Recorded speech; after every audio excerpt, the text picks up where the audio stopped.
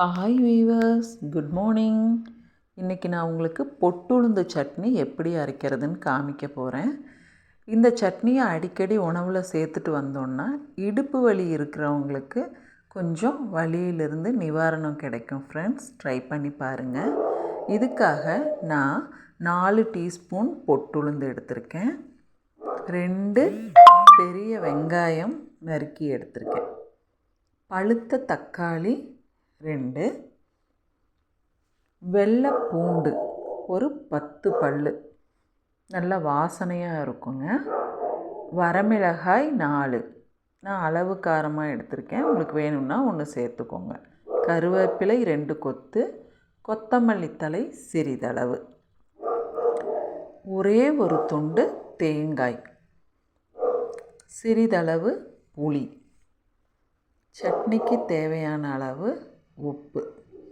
இதுதான் ஃப்ரெண்ட்ஸ் உளுந்து பருப்பு சட்னிக்கு தேவையானது.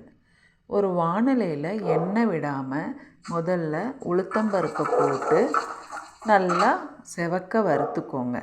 அது கூட அப்புறம் எண்ணெய் சேர்த்துட்டு நம்ம எடுத்து வச்சுருக்கிற கருவேப்பிலை, வரமிளகாய், வெங்காயம், கொத்தமல்லி தழை, பூண்டு, இதை எல்லாத்தையும் சேர்த்து பொன்னிறமாக வதக்கி வச்சுக்கோங்க.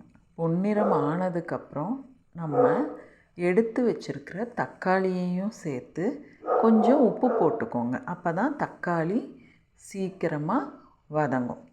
அதுவும் வதங்கினதுக்கப்புறம் கடைசியாக தேங்காயையும் புளியையும் சேர்த்து 2 பெரட்டிட்டு நல்லா ஆற விட்டுருங்க.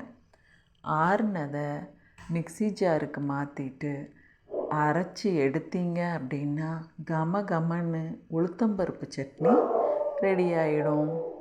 இது தோசை, இட்லிக்கு நல்ல காம்பினேஷன். அடிக்கடி உணவில் சேர்த்துட்டு வாங்க. என்னோடய வீடியோஸ் உங்களுக்கு பிடிச்சிருந்ததுன்னா சப்ஸ்கிரைப் பண்ணுங்கள், ஷேர் பண்ணுங்கள், லைக் பண்ணுங்கள்.